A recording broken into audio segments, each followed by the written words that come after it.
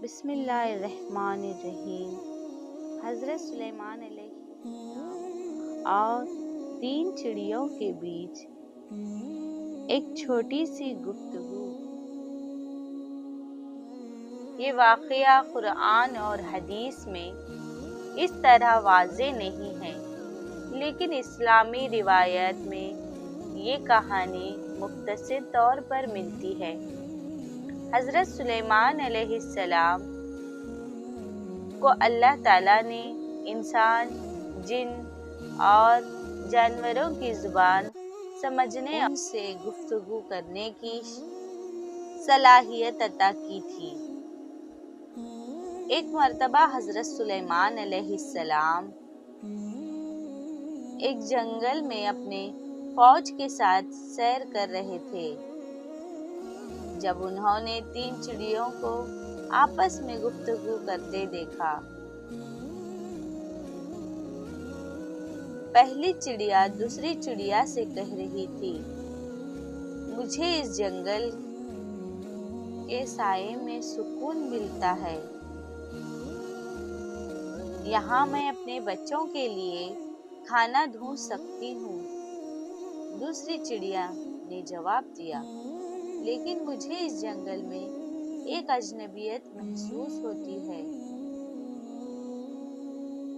میں اپنے پرانے آشیانے کے قریب نہیں ہوں۔ تیسری چڑیا نے یہ سب باتیں سن کر کہا،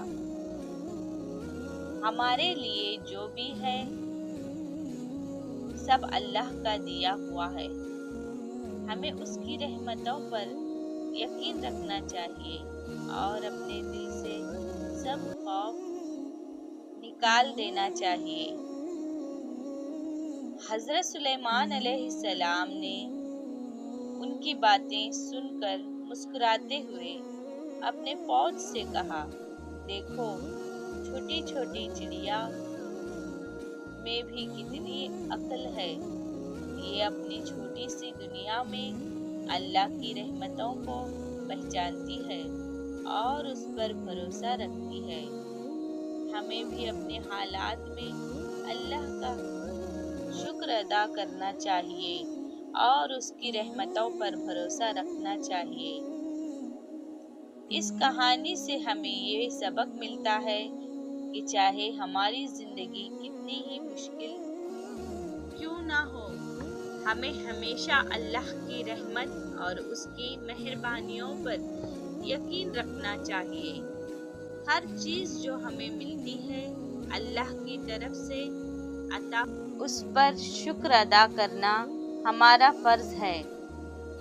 یہ کہانی اپنے اندر غرور نہ لانے، چھوٹی چھوٹی رحمتوں کو پہچاننے اور ہمیشہ اللہ کا شکر ادا کرنے کی ضرورت کو واضح کرتی ہے۔